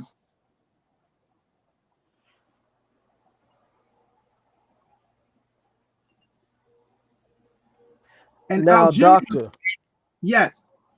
Oh, go ahead. Go ahead. I'm sorry. I thought you were finished. Go ahead. Yes, hold your thought. I was just going to point out not only the Amazigh people are in Algeria, as Morocco, Tunisia, Libya,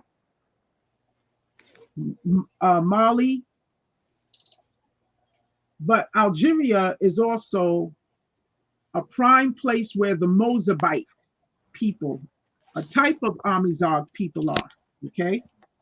I want your audience to take note of that as well. Now, there was something you was going to tell me? Yeah. So, or ask you to weigh in on, for some reason, you have a lot of our people who feel that when you bring out information like this, of a Moorish influence, at least, Moors from over on the other side, because there were Moors here as well. But for some reason, they feel that when you say Moor, or you say even African influence, for some reason, they feel that you're taking away from their indigeneity. And I don't see why that is. You want to kind of weigh in on that a little bit? Yes, they have to think beyond that, and they have to also recognize that our people was a global people, a seafaring people. So if you don't understand that, you're going to miss the boat, because a lot of the DNA that they're calling one category has been found in other places. The Yoruba DNA that's found in southwest Nigeria has also been found in northwest Europe, prominent in the British, Irish, Scottish Isles. And I will expound on that a little bit more. It's been found in the Arabian Peninsula. As a matter of fact, a part of their lineage originates from the Arabian Peninsula, Yoruba people. That DNA has also been found in the Americas from ancient times, especially in the area of Central America to the Caribbean. So many of the bones that have been dug up in Mexico before any so called slave trade had Yoruba type DNA. Okay, so they have to get out of their feelings. This DNA is global. Okay, not just their DNA, but a lot of DNA that belongs to our people is global. And if they Very true. continue, right, so if people just stay in their feelings and just continue to have a visceral reaction, they're going to miss a key component of our history. We were a seafaring people, and Jack Forbes talked about that. And Hmm. I think we even have a slide. I put up one of his books because the DNA actually supports all of this. Very much so. You want the next slide? Yes, please.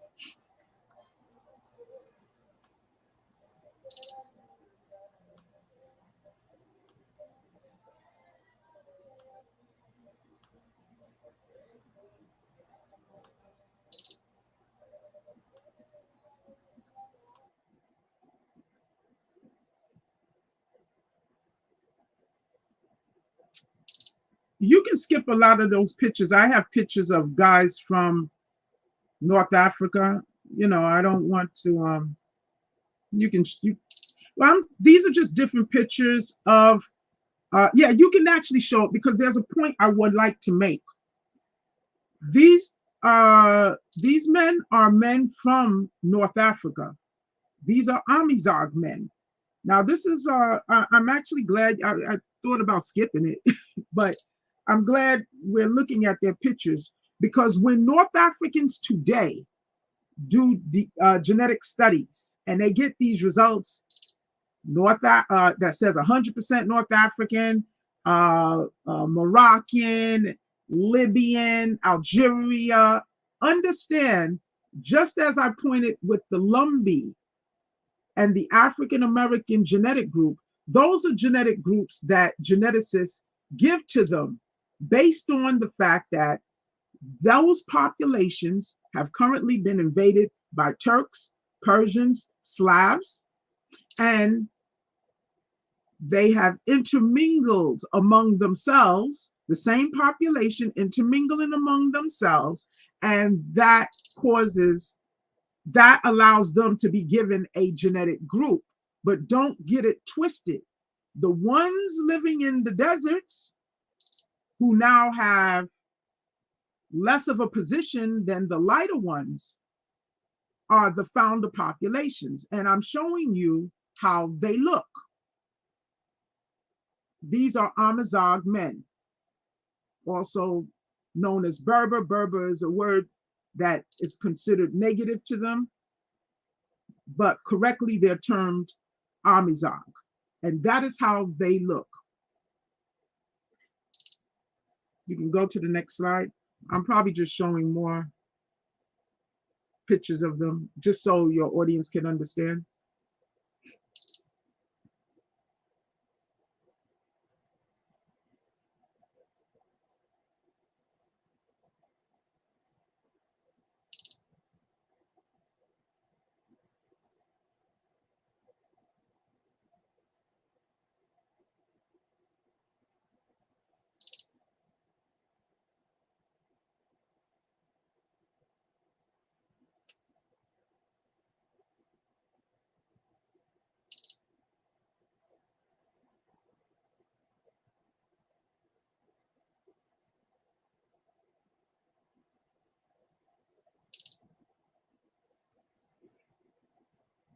Another Amazigh man.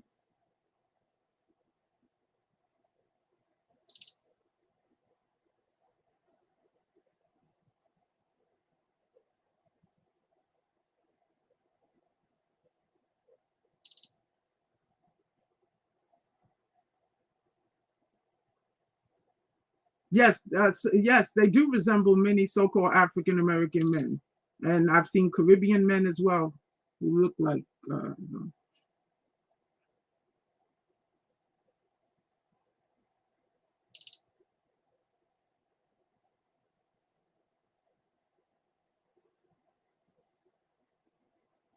You can skip the pictures if you want, Fierce.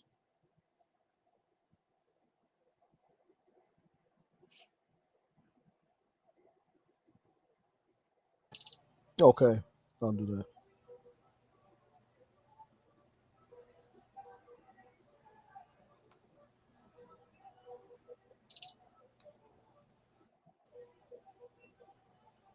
Yeah, like you say, they do resemble a lot of us over here. That's a fact.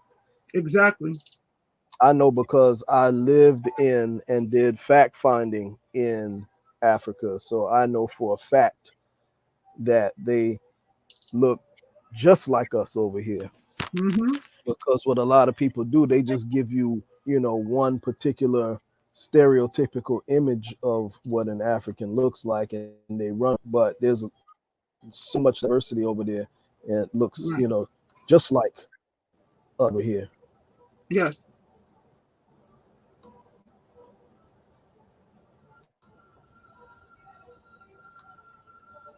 I mean, doppelgangers. I saw, exact replicas of people over here when I was over there. It was startling. And you will see as we move on, we are quite similar to them genetically. Okay, so Jack D. Hmm. Forbes, this was one of several books that he wrote, The American Discovery of Europe. And in this book, he deals with how the copper colored people, our people, we were seafarers and how we went into Europe, in North Africa. And there are other authors as well who speak of that. So we went there, and then later on, people came over here. So indeed, the DNA results are complex because it wasn't just one direction. You can go to the Oh next yeah, slide. yeah. That's a powerful book. I got it right on the bookshelf. Hmm.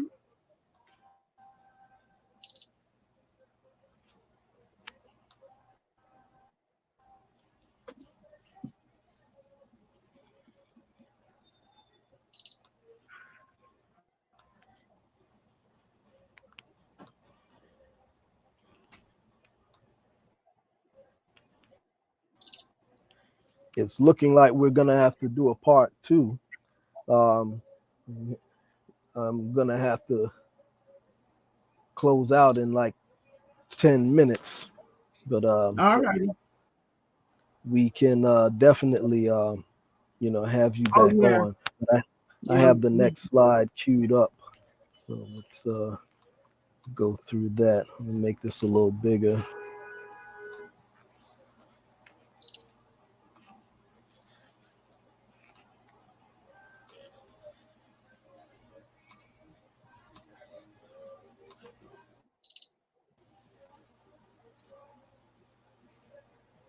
Oh, basically, I'm just defining what he talks about in his book. You can go to the next slide.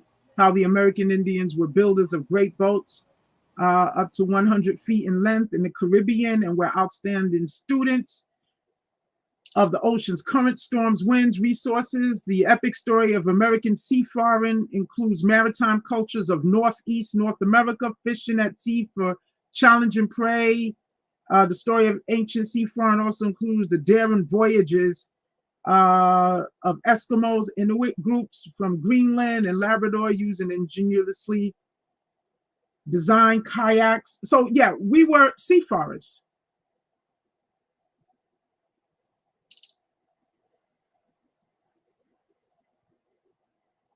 You can go to the next slide.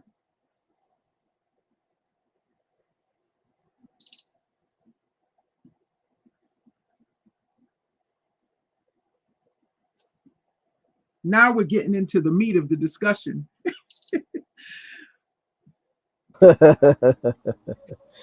Yeah, it's a lot. It's a lot. Yeah, but I wanted Definitely a the lot. audience, that's fine. I wanted the audience to understand the very basics first. Yeah, yeah. And someone is asking where they can get your more of your works in Tyrone's. Well, I know Tyrone, I've been, telling him for years he needs to write a book, but they want to People know. tell me that I, I haven't done anything formal. Yeah. Okay, let me pull up the next.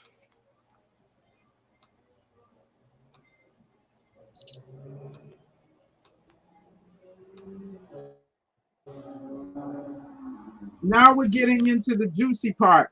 This is a picture of Otzi, the 5,000-year-old mummy who was found in the Alps. Okay, he was found between northern Italy and Austria. And that's a picture of his mummy. You can go to the next slide. And how is this relevant to us? I'll tell you why.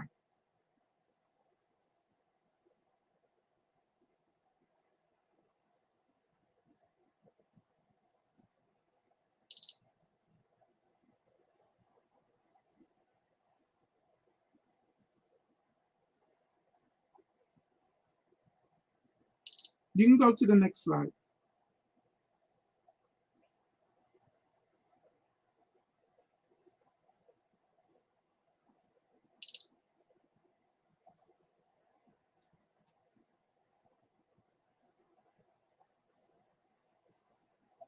That's a picture of tattoos on Otzi's arm. You can go to the next slide.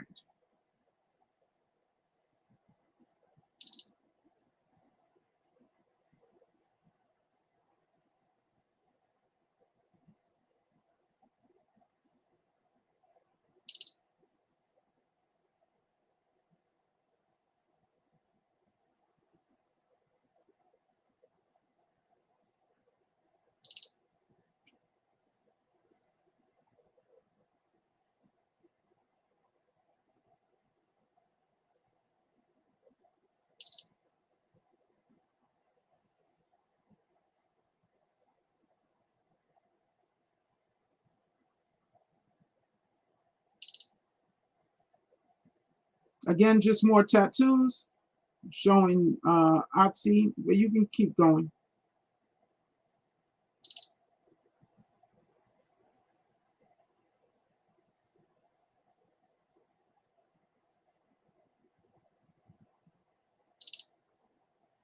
So anytime you see a painting of Otzi, they show him with a beard and that he's pale, but he was far from that.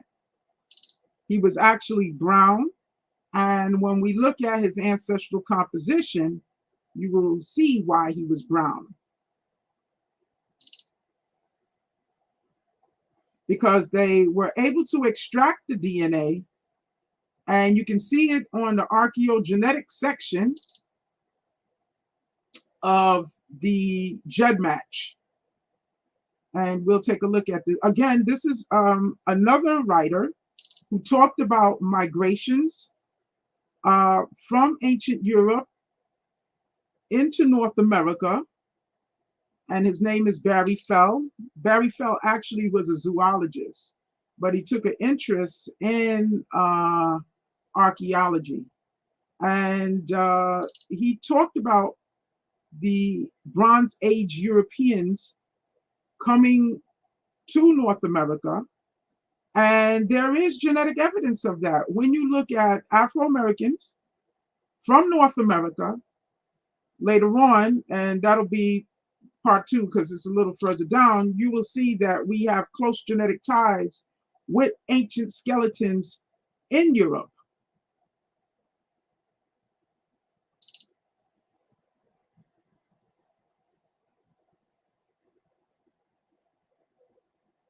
You can go to the next slide.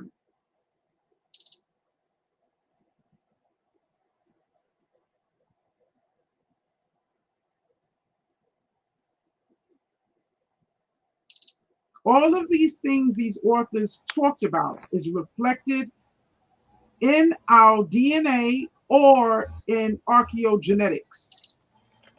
So whoever laughed at them in the past is not laughing now.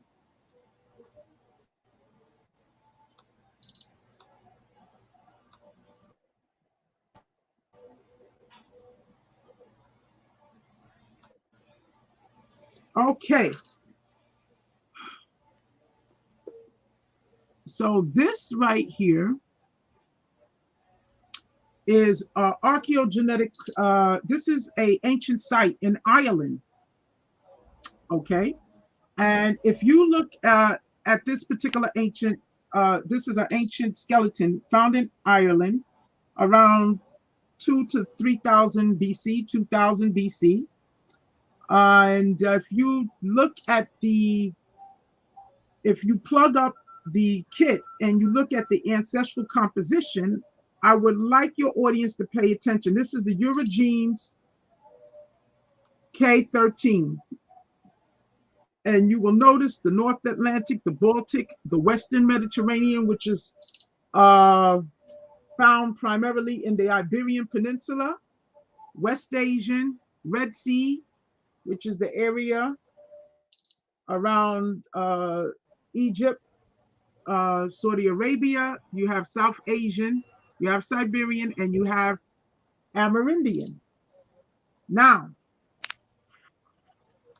there has been a lot of communication with the Celtic people and the copper-colored races. I'm sure some of your listening audience is familiar about that ancient connection.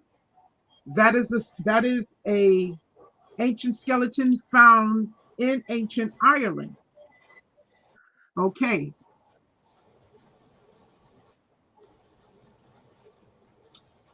This is another site that's even more ancient, about 3000 BC from Ireland. And as you can see there, you see a little bit of North Atlantic, Western Mediterranean, which is a marker for Old European, but it's also found a lot in the Iberian Peninsula. You see Eastern Mediterranean, that's the Levant area, Jordan, Syria, Lebanon. And you see a little bit of East Asian. And what do you have here? A little tiny Northeast African. Now, bear in mind, the Phoenicians also went all over. And this is the reason why I'm mentioning Phoenicians, because Phoenicians set up a colony in the Isles of Ireland, as we term it today. And you can also see that reflected in the tiny Northeast African, because if you look at the genetic markers of people from Lebanon who are the modern day direct descendants of the Phoenicians, They are now watered down because they have been invaded by Turks, um, and different groups, Romans. So they are lighter, but they actually match the bones of the Phoenicians, the closest, genetically the closest more than any group of people. But you will also see tiny Northeast African pop up on many of their genetic tests because the original Phoenicians were of the Northeast African type. As a matter of fact, the statues of them show them as very tall, slender armed, dark men, typical of what we see in Northeast Africa and among Somalians, Eritreans.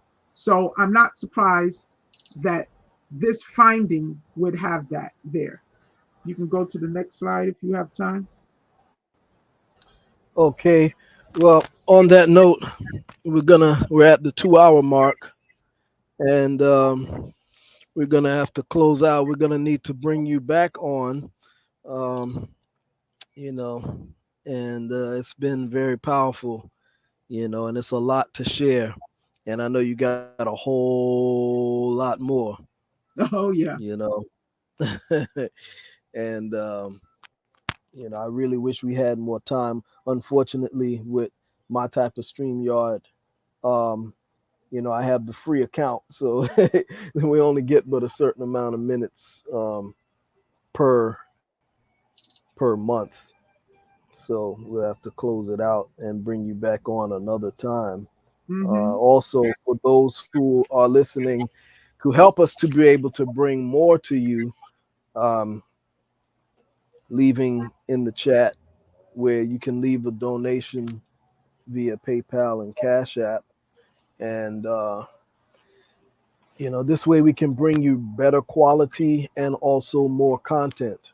All right. If you like what you saw and you're motivated to help contribute in that effort, then by all means, there's no donation that is too small. Okay.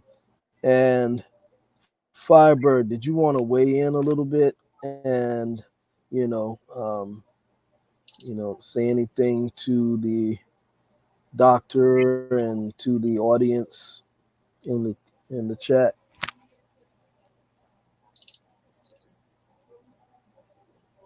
Oh wait, she's backstage. Oh, I didn't See even about realize. DNA and Firebird, we didn't hear any. Firebird, we didn't hear you.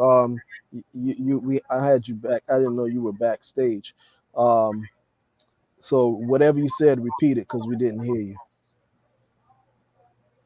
are you going to put me in the show again? You're in the show. Oh, okay. I just said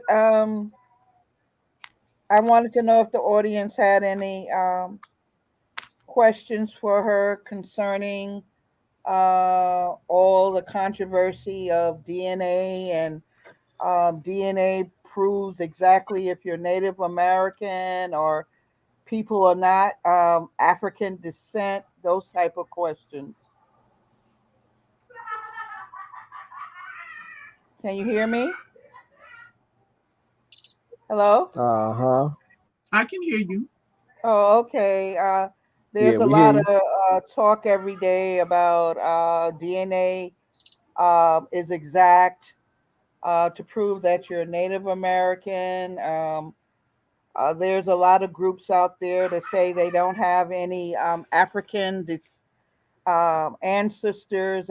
Everything is from here, and you're bringing forth proof that will debunk a lot of the controversy out here. And I wanted to know if the audience had any exact questions or thoughts they would like to share with you concerning the topics.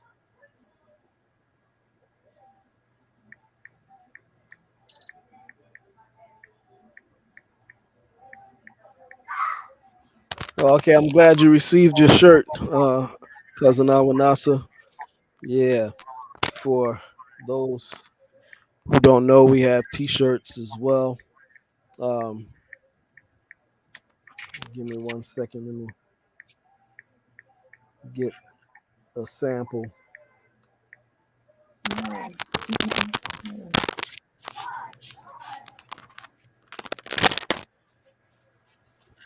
Did you hear me? Fierce? Hello? Yeah, I can hear you. I Oh, believe. okay, doctor. Mm-hmm. I just was these topics are discussed every day on the internet, and a lot of groups are formed now, stating that we're American Indian, we're not African, and those types of topics are constantly coming up. Right. Well, here's the thing. All groups on the planet today have intermingled. It has nothing to do with identity. it's not it's not logical to expect to have the African continent literally across the water and we don't have some sort of genetic exchange with them when we didn't escape the Mongols. So if we didn't escape the Mongols, then how would we have escaped a big continent to the right of us? So I don't understand the issue because all groups of people around the planet are miscegenated, but that has nothing to do with identity. But if we're talking about history, and we're talking about the history here of the Americas, we're talking about a people such as ourselves who were ancient seafarers, and we're talking about other people in turn who later on came and visited us, some friendly and some not so friendly. And all of that will be reflected in DNA. Yes. Our NASA's writing, researching genealogy, not so-called Africans found, but some Europeans. I'm not surprised because we're going to get into that later when Fish Truth Seeker brings me back. But I will say something as a little bit of um, something to get your audience going. Uh, I mean, I'm not the first person to put this information out. I'm just trying to show it genetically. But a lot of what came in as West African DNA recently, a lot of that Yoruba DNA was displaced Anglo Moors, actually. Iberian Moors tended to have more or less the Senegambian type. And we'll get into that later because, I do show it.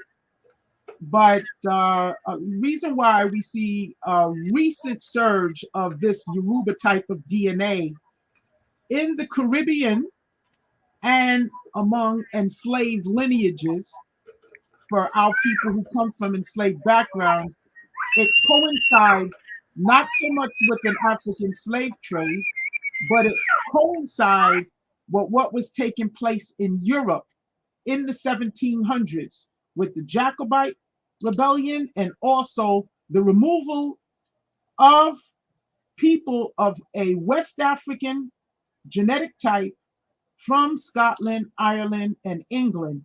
They were of this type and they were in Northwest Europe. And there are articles documenting that. We will show it later, showing that that DNA was very much there, found in a skeleton of a young girl who is 10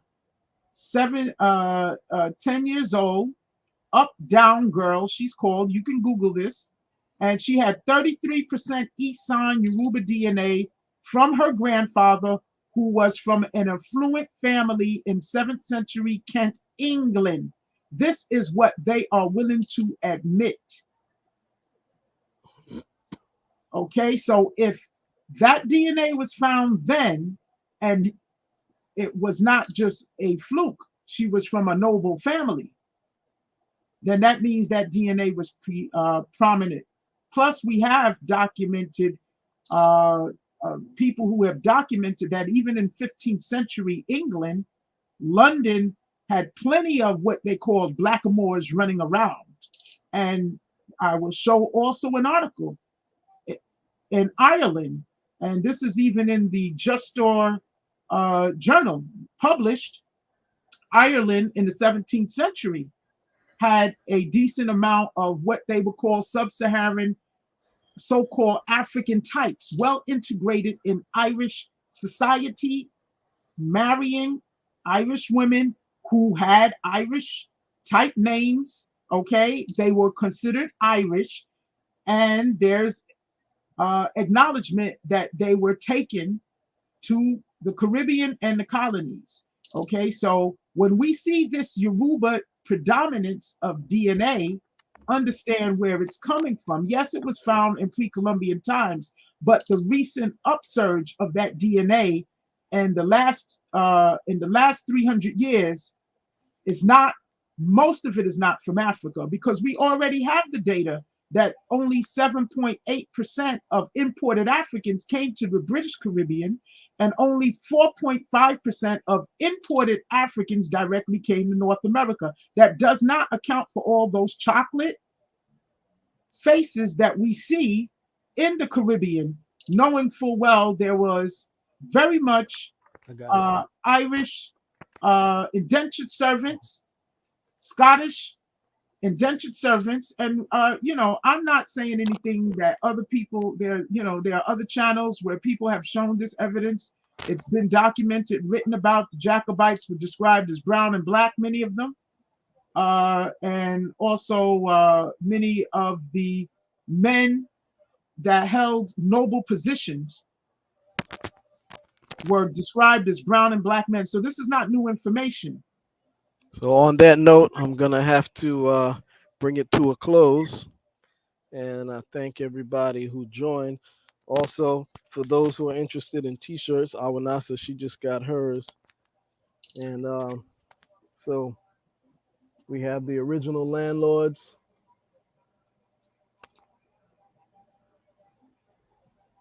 T-shirt here. Bring it a little closer. Hold on, let me.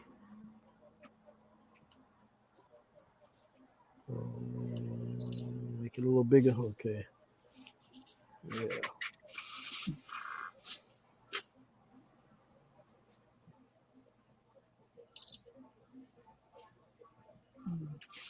Original landlords. We also got the Nappy and Happy.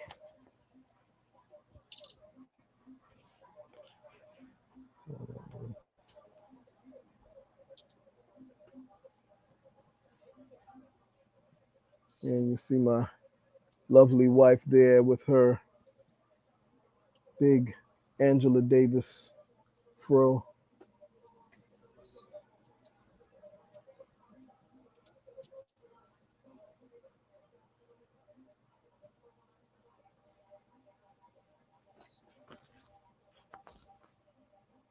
You can see it in the screen.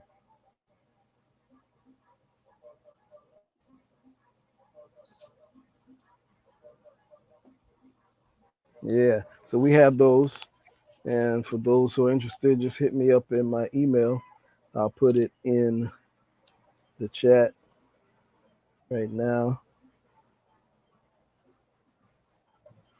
I was trying to answer Awinasa, but I'm a little clumsy with typing. And just to quickly answer her question, Blackamoors are of the same genetic stock as West Africans.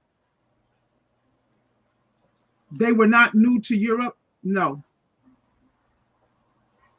Are they indigenous to Europe? Personally, I do not think so.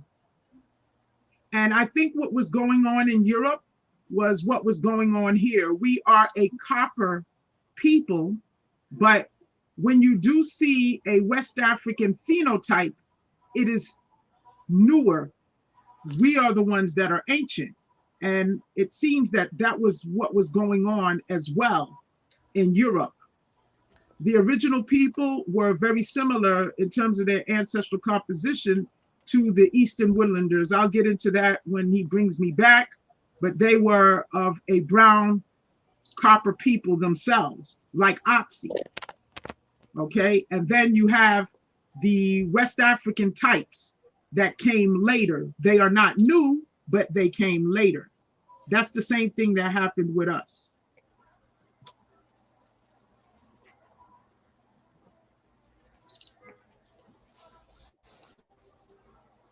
Okay, on that note, we're going to close out.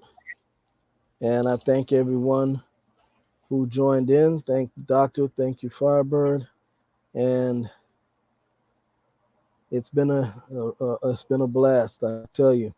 And we're definitely going to bring them both back on in a future show. Well, Firebird, she's our co-host here. But we're definitely gonna have the wonderful doctor back on the show very soon. Okay. And I hope you all enjoyed what you heard, And she has a whole lot more. Trust me, she could have easily gone on another 2 hours. Okay, easily. All right, that's how much information she has.